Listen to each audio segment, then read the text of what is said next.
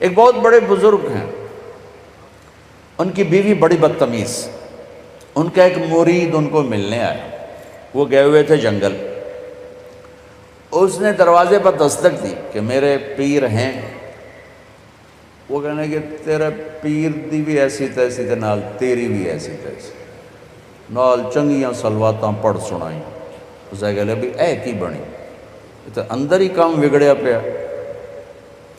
اس نے دائیں بائیں پوچھا میرا پیر کدھر ہے، انہوں نے کہا ادھر جنگل گئے تھے، وہ جنگل کو چل پڑا، آگے دیکھا تو وہ لکڑیاں کاٹ کے شیر پر لاد کے آ رہے تھے، شیر پر۔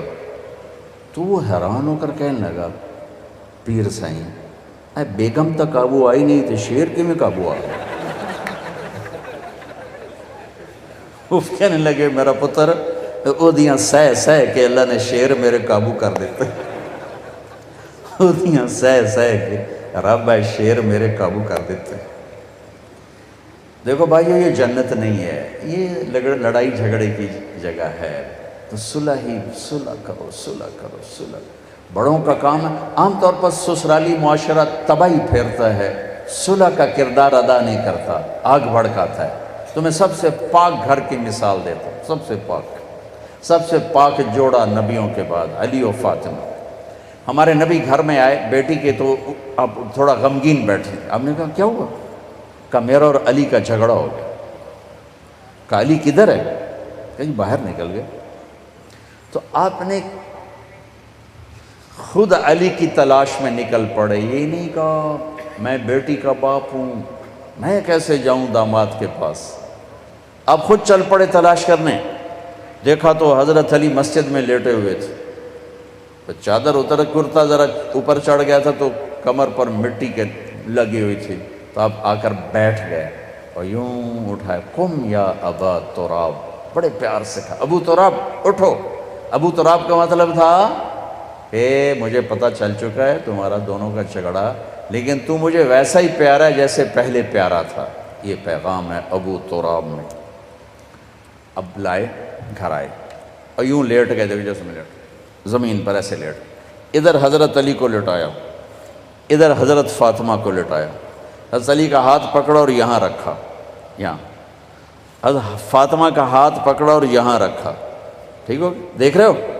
پھر اپنا ہاتھ فاطمہ کے ہاتھ پر رکھا، یہ علی کا ہاتھ پیٹ پر، یہ زہرا کا ہاتھ علی کے ہاتھ پر، اور یہ نبی کا ہاتھ بیٹی کے ہاتھ پر، ٹھیک ہو گیا؟ سمجھ میں آ گئی صورت؟ آپ نے کہا بولو دونوں ہماری صلح ہو گئی، دونوں بولو ہماری، نہیں پوچھا ہاں بھائی علی کیا مسئلہ ہے، ہاں بھائی فاطمہ کیا مسئلہ ہے، مسئلے پوچھنے والے ہور لڑائی پواتے آ جاندے، یاد رکھنا اگر صلح کرانی ہو مسئلے نا، ہاں بھائی کی گل ہے، تو دس بھائی کی گل ہے، تو دس بھائی کی گل ہے، تو دس بھائی کی گل ہے، وہ ڈھیر چوکھا جھگڑا پاتے آ جاندے، پہلے نالوں میں کم اگاں لگا جاندہ ہے۔ آپ نے نہیں پوچھا علی ہاں کیا ہوا، کہا دو کیا، چلو بولو صلح ہو گئی، انہوں نے کہا جی ہماری صلح ہو گئی، بس آپ اٹھے باہر نکلے، اتنا خوش کہ آپ کے یہاں سے نور نکل رہا تھا ایسے جگمگ، تو صحابہ نے کہا یا رسول اللہ بڑے خوش نظر آ رہے ہیں، کہا علی و فاطمہ کی صلح کرا کے آ رہا ہوں۔ میرے بھائی بہنوں صلح سے رہو، محبت سے رہو، یہ گزرگاہ ہے، گزر جائے گی، یہاں آئیڈیل لائف تلاش کرو گے نہیں ملے گی، گزارا ہی کرنا ہے، گزارا ہی کرنا ہے۔